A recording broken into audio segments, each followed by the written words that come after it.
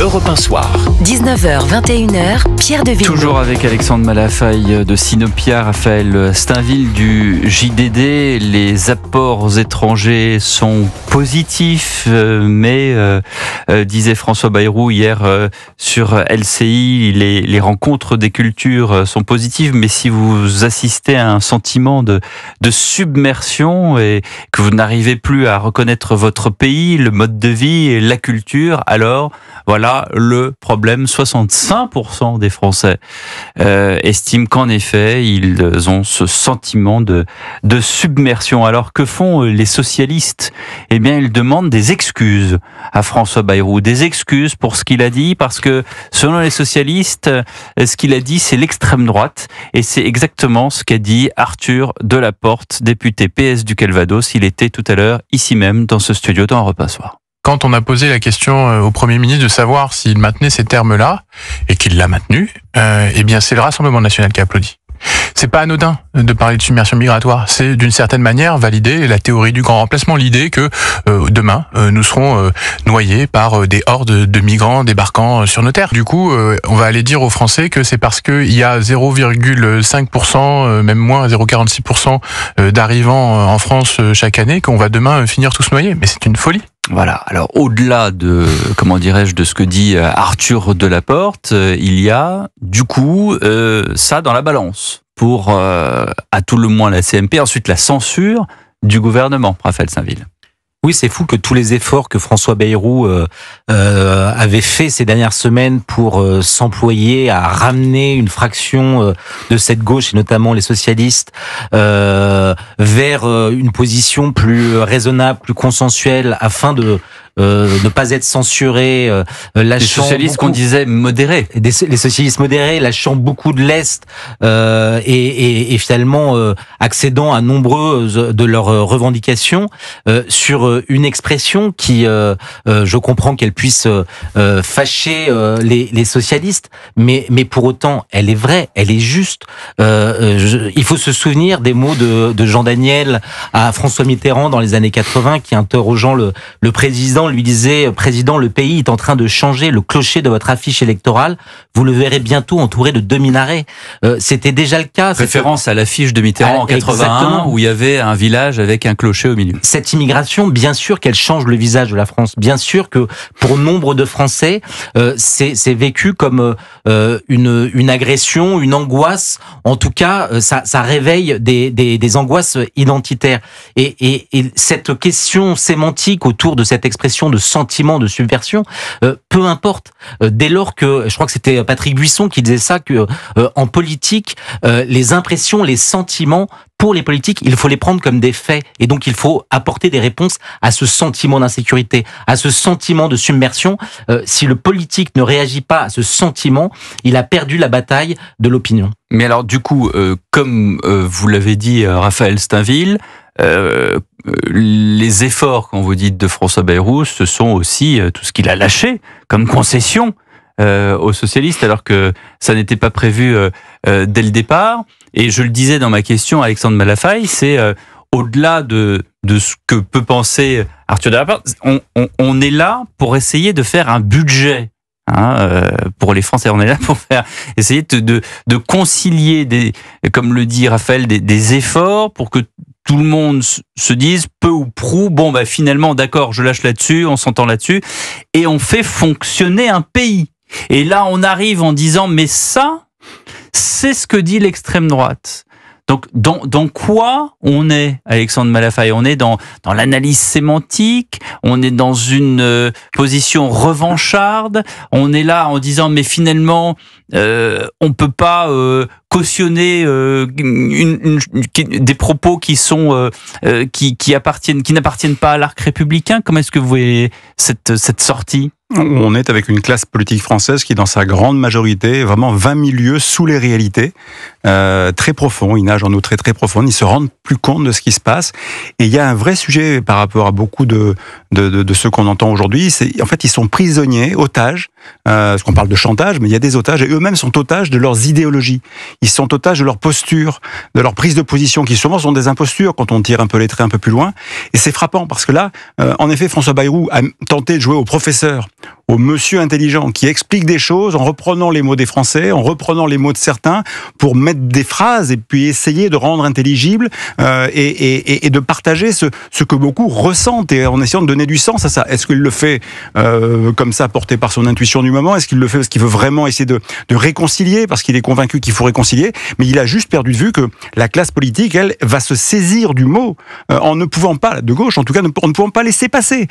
L'occasion est trop grosse, parce que ne pas le laisser passer, c'est tout d'un coup prendre le risque d'avoir l'effet boomerang. Donc ils sont obligés d'en faire un casus belli, obligés de mettre ça sur la table, et quoi qu'il en coûte, comme dirait l'autre. Parce que on sait que le fait de ne pas avoir soutenu Michel Barnier nous a déjà coûté près de 10 ou 12 milliards, ça a été chiffré. Là, tout d'un coup, on remet tout en cause, alors qu'ils ont obtenu beaucoup, et que, en effet, leur position a peut-être permis de décoller le RN de la dynamique gouvernementale qui était celle de Michel Barnier, et tout d'un coup on revient sur les vieilles lunes en disant on ne peut pas dire ça, cette espèce de moralisme qui s'invite partout, de stérilisation du débat, et donc on est en train de perdre une partie de la classe politique, parce que quand je dis elle est perdue, parce qu'elle devient inaudible pour la grande majorité des Français qui vous disent, 65% qui ressentent, oui, ils ressentent quelque chose. Arthur Delaporte n'est pas un cas isolé. Écoutez, Johanna Roland, la maire PS de Nantes, qui était invitée ce matin de Public Sénat.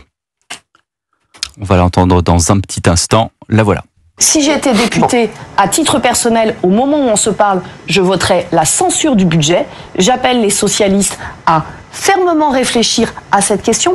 Nous, on voulait la stabilité. On est allé négocier. Je fais partie de celles et ceux qui ont dit c'est notre boulot d'aller défendre la vie des Français. Mais à quel prix? Pas transiger sur nos valeurs. Si j'additionne, je le redis, l'aide médicale d'État, plus submersion migratoire, plus oser vouloir réintroduire des articles sortis par le Conseil constitutionnel, donc je le dis ce matin, très clairement, pour moi, c'est non. Raphaël Steinville. En fait, je trouve absolument géniale cette déclaration de la maire de Nantes, parce que lorsqu'elle dit qu'elle demande à ses collègues au Parlement, ses amis socialistes, de réfléchir et de voter finalement la censure, en fait, c'est tout sauf de la réflexion, c'est pavlovien. Précisément, ce chiffon rouge de l'immigration qu'a pu agiter comme une muleta François Bayrou les empêche de réfléchir. Il y a une paresse intellectuelle, politique terrible de la gauche. Je crois que c'était Vincent Trémollet ce matin dans son édito sur Europe 1 qui parlait d'une gauche hibernatus, mais qui n'a pas bougé, qui se contente de dire que vous parlez comme Jean-Marie Le Pen. La vérité, c'est que cette réalité, ils ne veulent pas. Exactement. Ils ne veulent pas prendre en considération cette grande angoisse qui traverse le pays, mais pas seulement à droite. On trouve cette même angoisse chez nombre de sympathisants de gauche. Mais même tout à l'heure avec Arthur Delaporte, ce qui est assez étonnant, c'est que dans le débat, on présente, et Jules Torres était là, du JDD, et on dit mais il y a quand même 380 000 entrées légales, à cela vous rajoutez les clandestins, donc on a 1,5 million chaque année. Alors non, c'est pas ça, et puis de toute façon il y en a qui repartent, et ce sont souvent des étudiants, etc. On sait très bien comment ça marche.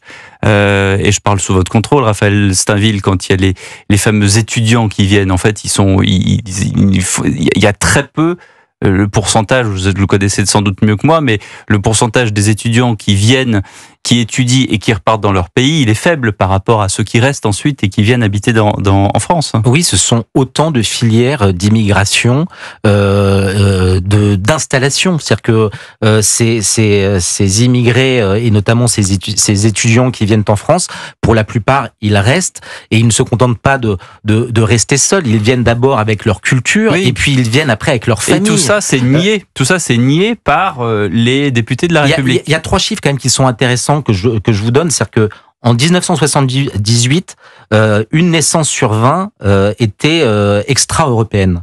En 93, c'est une naissance sur 10 qui est extra-européenne. désormais, c'est une naissance sur 4. Donc on voit une accélération de ce mouvement avec ces femmes d'origine étrangère qui sont beaucoup plus... Alors là-dessus, et le dialogue, j'allais dire, est stérile avec Arthur Delaporte, parce que quand on lui dit, alors il dit, regardez, au Luxembourg, il y a 50% d'immigrés. Mais mais je parle sous votre contrôle à vous deux. Qu'est-ce qu'on compare ? On compare une immigration. En plus, on sait très bien comment ça fonctionne. Le Luxembourg, c'est un petit pays qui est trusté par des fonds d'investissement où il y a beaucoup de métiers de la banque, etc. Ce sont des gens qui viennent, qui repartent. C'est un tout petit pays. Enfin, qu'est-ce qu'on est en train de comparer, Alexandre Malafaille ? Ce qu'on est en train de faire, surtout, c'est d'empêcher de traiter les problèmes au fond et donc de continuer à repousser les échéances qu'il faudrait pourtant aborder de manière frontale. Il y a un sujet sur l'immigration. De fait, quand on en parle avec les gens de gauche, quand même, ils l'admettent hors micro. Tout le monde regarde la réalité quand même à un moment donné. À un moment donné, on sort un peu de l'Assemblée, on sort un peu de la vie politique, on voit bien ce qui se passe. Mais il n'y a pas que ça. Moi, ce qui me fascine, c'est que depuis que François Bayrou est arrivé, on fait des débats, ils s'enchaînent les uns après les autres, mais les vrais problèmes de fond ne sont pas abordés. On parlera peut-être d'économie tout à l'heure. Ce qui est en train de se construire ou de se déconstruire. Oui, mais autour de lui, plus généralement. Enfin, demandez aux patrons de PME aujourd'hui comment vont leurs trésoreries. Elles vont de plus en plus mal. Moi, je constate autour de moi partout des défaillances d'entreprise, des défaillances, mais surtout des patrons de boîte qui disent mais en fait ils ont du mal à payer leur fin de mois parce que l'activité n'est plus au rendez-vous. Donc on est en train de petit à petit de déconstruire le peu de dynamique économique qu'il y avait, de regarder ailleurs, parce qu'on fait des débats sur des sujets qui sont intéressants. Effectivement, on peut faire des polémiques sur des polémiques, mais ok, l'immigration, il faut traiter la question, c'est indispensable. Ce qu'a essayé de dire Bayrou de manière assez intelligente, Monsieur Bayrou, de manière assez intelligente, c'est effectivement de dire que dans un certain nombre de cas et dans un certain nombre d'endroits en France, c'est vrai que les choses sont allées trop vite et qu'il y a un problème d'assimilation. Alors, par contre, il a peut-être pu dire aussi que le modèle républicain avait aussi failli. C'est-à-dire qu'on n'a pas réussi non plus peut-être à créer toutes les conditions. Il y a certainement plein de réalités. Mais sauf qu'aujourd'hui, il l'a peut-être pas dit, et moi je regrette qu'il ne l'ait pas dit non plus, c'est qu'on voit bien qu'il y a une contre-culture qui s'est installée, on voit bien qu'il y a un certain nombre d'endroits où on a perdu pied, mais la classe politique française, depuis très longtemps, est responsable. Les premiers rapports sur les quartiers qui étaient en train de se perdre remontent à l'ère Sarkozy, ils ont été enterrés. Tout ça est ancien, il n'y a rien de nouveau sous le soleil. Sauf que ces questions-là, elles sont devenues idéologiques, elles sont devenues du domaine de la religion, elles tracent des frontières et donc on brouille les cartes. Et moi je le regrette profondément parce que on ne traite pas ces problèmes-là. Aujourd'hui on les traite pas ou on les traite très mal et en même temps on élude les vrais sujets qui nous rapprochent.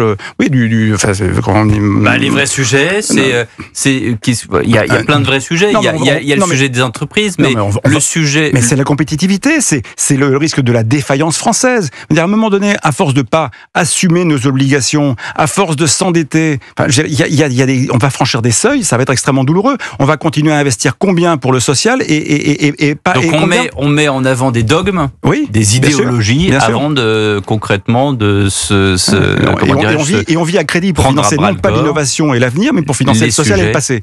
C'est pas un projet.